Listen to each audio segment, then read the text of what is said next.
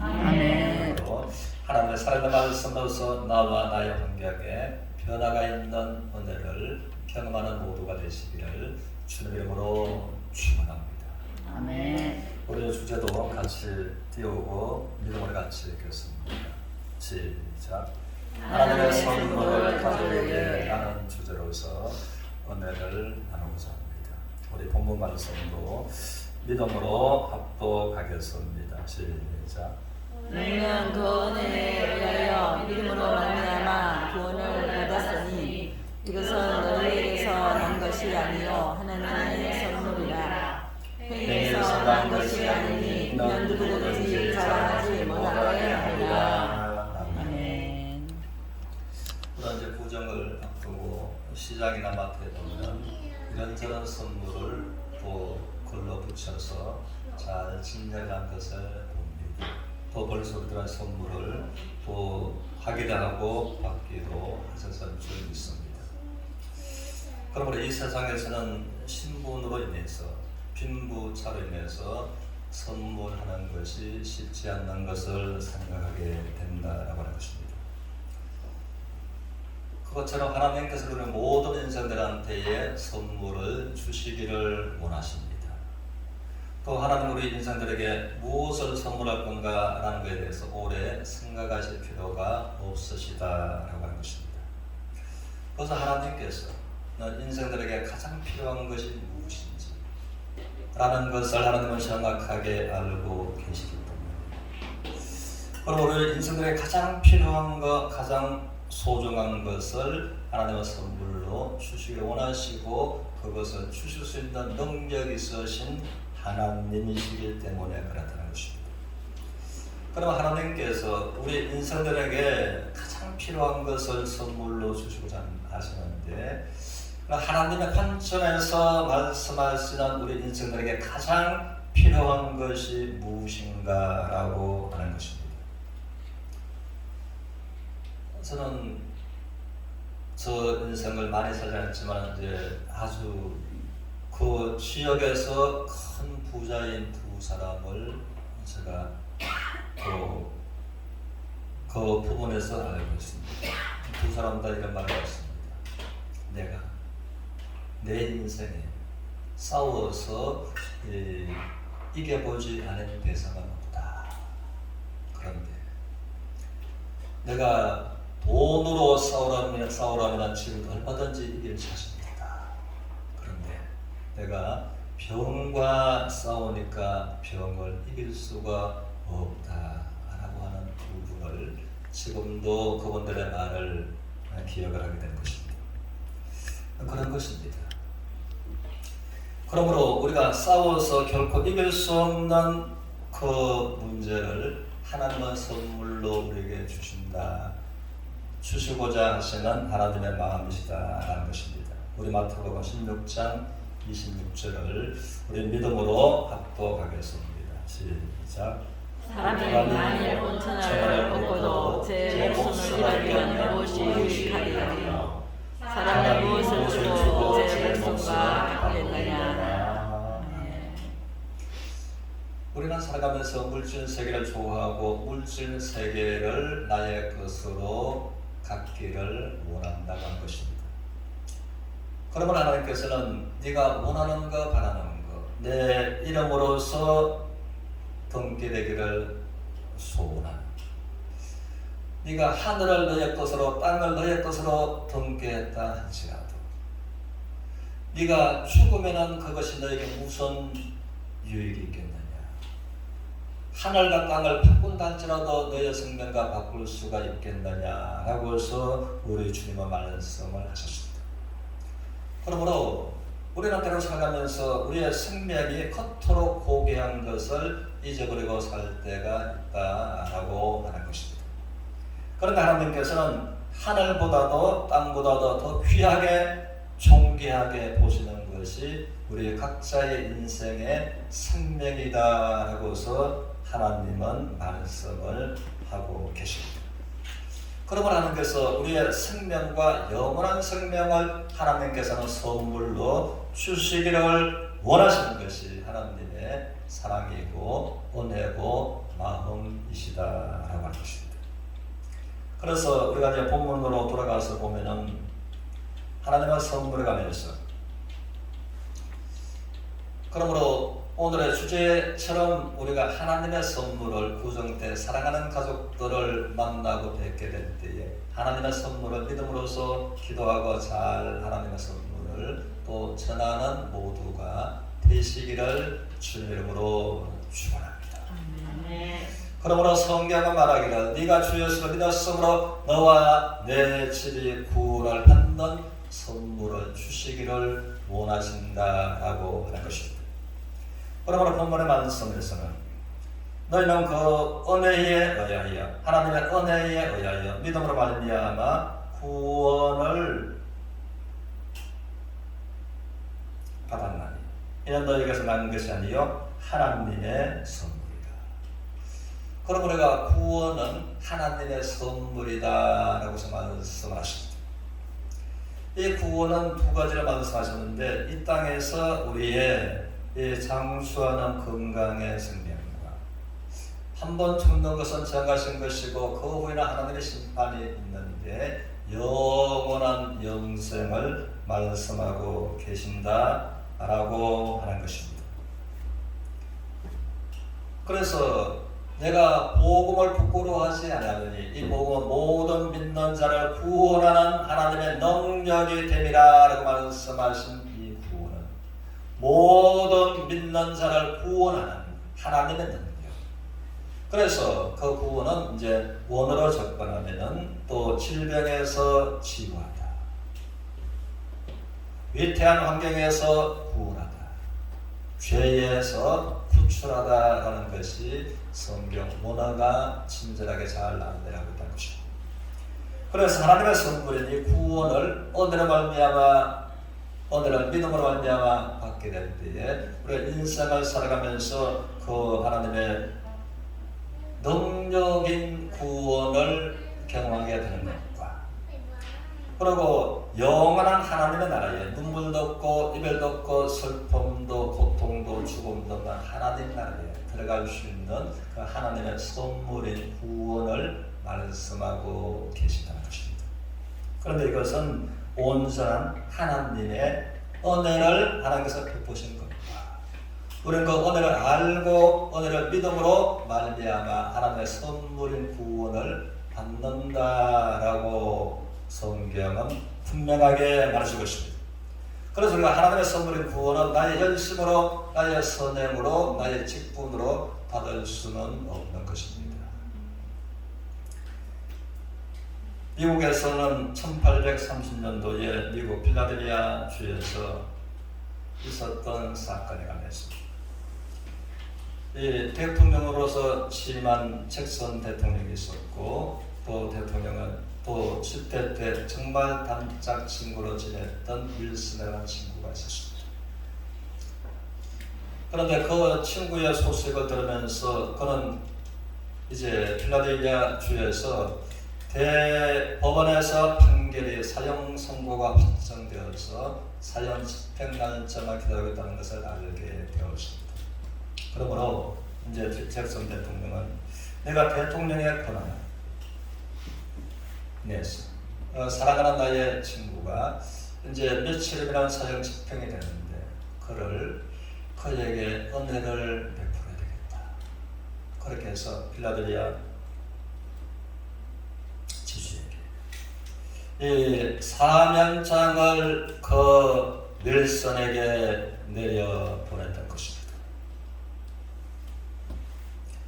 그런데 윌슨은 그가 사형 집행이 자기에게 다가오는 날짜가 임박했다는 걸 알고서 굉장히 강팍해 있었습니다.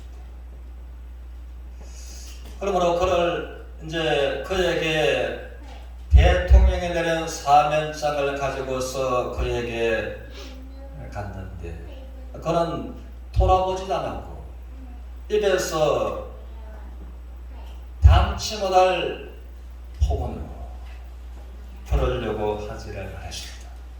그래서 필라델피아 그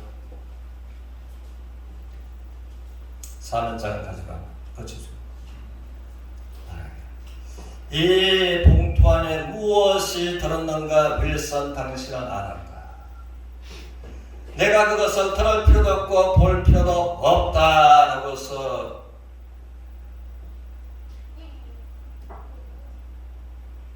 산산하게 말했습니다. 그러므로 이제 윌슨을 설득할 수가 없어서 발걸음을 돌려 돌아갔습니다. 그러고 난 다음에 그 강수가 말합니다. 여보시오, 당신에게 온 사람이 누구며 그 서류봉투에 무엇이 들었는가 당신이 알았다면 그렇지 않을 것이다. 그러고 알았던 것입니다.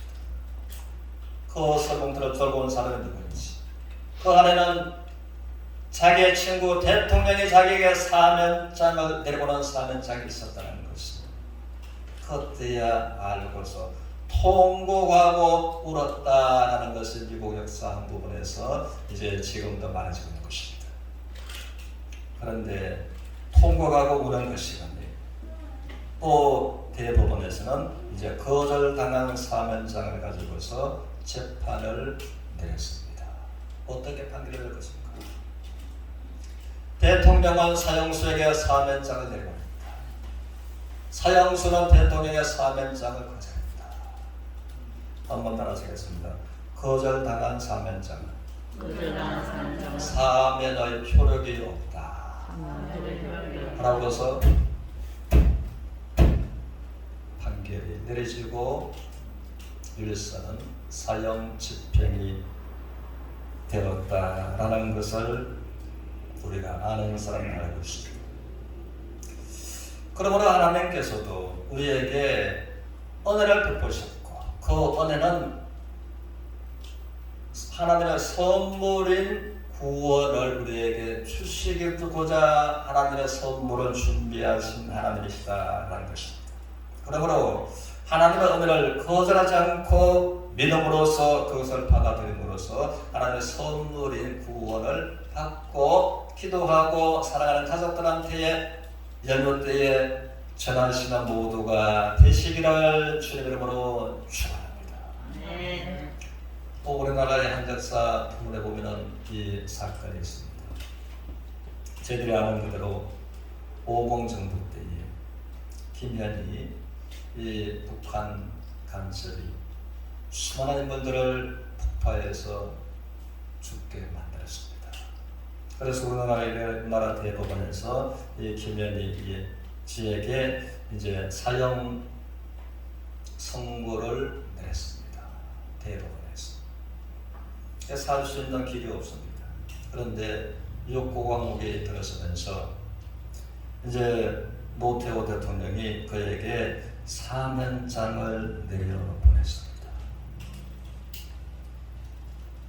그는 사면장을 거절하지 않고 눈물을 흘리면서 사면장을 은혜의 사면장을 감사하는 마음으로 김일우 씨는 받았다는 것입니다.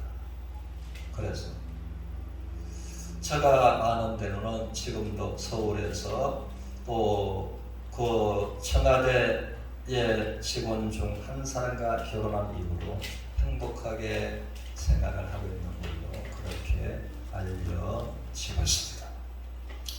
그래서 윌슨은 이제 사형수로서 거절함으로써 그가 은혜를 거절한 결과로서 사형 집행을 당하게 되었고, 김현희 씨는 통일한 사형수였지만은 대통령의 사면장을 거절하지 않고 감사하는 마음으로 받았으므로 새로운 인생을 살고 있다라고 하는 것입니다. 그러므로 하나님 앞에서도 그런 것입니다. 우리 모두에게는 하나님의 은혜가 필요한 사람들입니다. 우리는 배부른 사람에게는 아무리 물론 좋은 음식을 대접을 해도 고맙게 생각을 하는 것입니다.